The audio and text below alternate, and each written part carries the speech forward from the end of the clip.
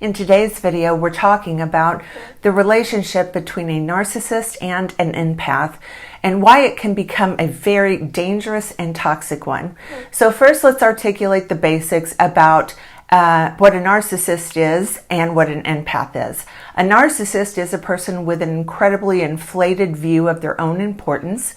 They are usually very charming and charismatic, but they have a very literal lack in the ability to feel empathy for other people and are usually out to get anything and everything they possibly can from anyone they can. They are incredibly self-centered, self-consumed, and self-righteous. They are consumed with their own wants, desires, and wishes and have very little, if any, concern for anyone else. Empaths, on the other hand, are the exact opposite of this.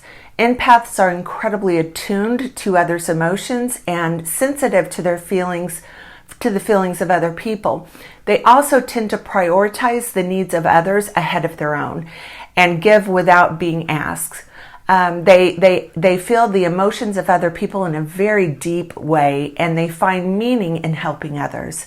Empaths tend to be overflowing with compassion for other people, while narcissists have an inability to feel compassion for others. They are solely focused on their own needs and genuinely do not care about the needs of others. So just in explaining what each person is like, you can see how vulnerable a relationship with a narcissist can be for an empath and how this could turn into a very toxic and dangerous relationship. So why are empaths and narcissists attracted to each other? That's the first question we need to answer and understand. First of all, I believe that given the enormous amounts of compassion the empath is prone to absorbing from the emotions and energy of others, when we meet a narcissist, the energy we sense triggers something inside of us, and that ignites our need to comfort the narcissist, which at the same time triggers the narcissist's need for narcissistic supply and alerts them to the idea that this person may very well be an incredible source of narcissistic supply. Most times, the empath will believe that they can help or even heal the narcissist, even if this belief is at a subconscious level. And if a relationship is established between these two people, usually the empath will start to shower the narcissist with love, empathy, compassion, and loyalty. Yes, loyalty also. Empaths can feel a deep connection to people in a short amount of time, and one of their super traits, meaning elevated traits they feel much more so than other people, is loyalty. Sometimes we refer to it as blind loyalty. However, rather than the narcissist viewing this as a precious gift and something to be grateful for, they see this as a weakness and start to see this as a situation they can exploit and take advantage of. Also, another reason that the narcissist and the empath will be attracted to each other is because of our attachment styles, based on our own experiences with our caregivers or parents. Empaths tend to desire validation and love from a narcissist most times because they did not have their emotional needs met by a caregiver or parent. It's very common for an empath to have a narcissistic parent who was emotionally abusive and or neglectful.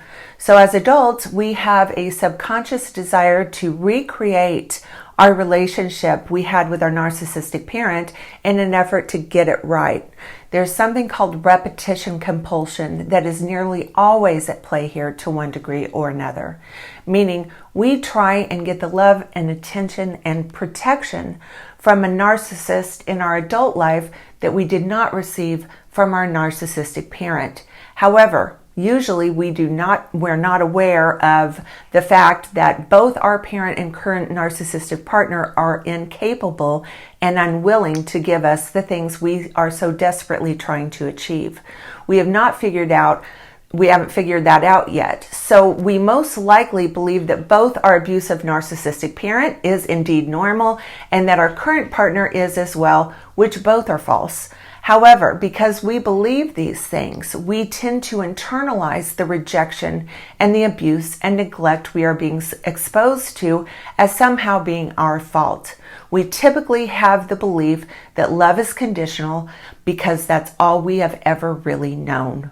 So what ends up happening is that the narcissist has the opportunity to exploit the empath's need for love and become solely consumed with using the empath to get their own needs met and to exploit them in any way possible. Not only that, but because the narcissist has such a fragile ego and self-esteem underneath the false self, the narcissist will usually repair their fragile ego after acquiring a narcissistic injury through abusing and devaluing and humiliating the empath.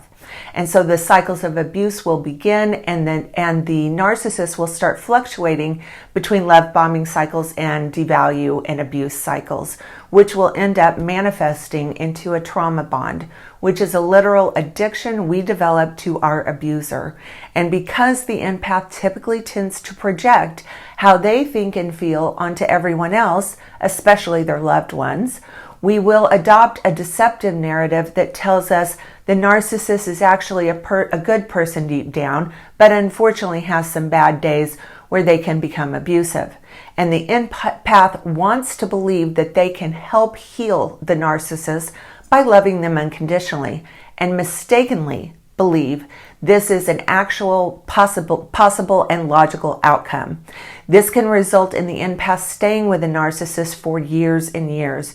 Usually the only hope that the empath has of getting out of this relationship is if they are discarded by the narcissist, which is such a blessing, even if the empath doesn't know it at the time, or by becoming educated to the reality that they are involved with a human being who has a severe and permanent personality and character disorder, and that they cannot be helped and will not ever change.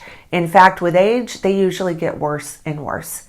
Narcissists live parasitic lifestyles, and the true empath is the perfect host for them to suck the life out of indefinitely if we let them.